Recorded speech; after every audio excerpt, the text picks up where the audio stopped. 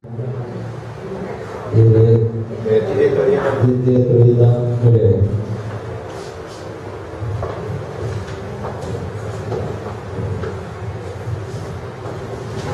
Primeiramente, boa noite a todos os presentes, ao nosso Poder Legislativo, aos presentes. E bom, só para esclarecer melhor o que é o projeto, na criação desse Conselho Municipal, esclarecer que a Coordenadoria da Mulher é um órgão que trata de políticas públicas e que Santa Terezinha, desde 2011, já existe, de fato, só que não funciona. Então, esse ano de 2013, se Deus quiser, agora, a partir do dia 8 de março, estaremos inaugurando a nossa coordenadoria. Tem uma equipe formada por 3 pessoas. Estamos funcionando, quer dizer, vamos funcionar, de fato, dentro da Secretaria da Assistência Social. E essa coordenadoria ela tem o objetivo de implantar ações voltadas às pessoas, principalmente a população feminina do nosso município, Santa Terezinha. Por mais que a gente ache ainda que a gente vive numa sociedade e que a violência é pequena, a gente de fato não conhece.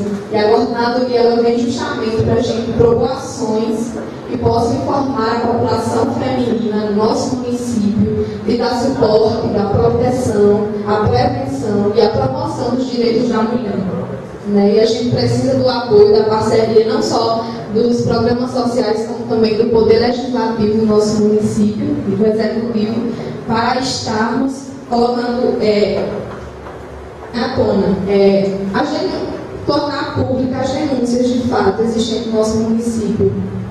E esse projeto de lei ele visa apoiar para a criação desse Conselho Municipal. E a importância desse Conselho Municipal no nosso município é justamente esse, de nos tornarmos mais fortes. Não adianta só a coordenadoria ou com o apoio da Secretaria de Assistência Social buscar ações e, de fato, colocar a executar projetos, ações voltadas aos direitos da mulher, se não tiver realmente uma equipe maior, de uma visão mais ampla, de conceder a cidadania às mulheres do nosso município que estão, na realidade, sendo violentadas, mas ainda submissas por medo de encarar o que, de fato, o que aprisiona cada uma delas.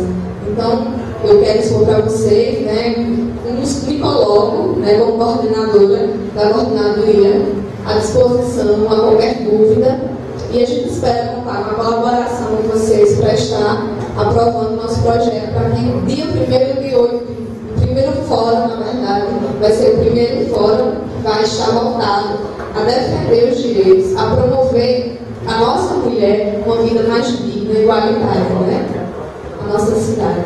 Então, obrigada a todos e até uma outra oportunidade.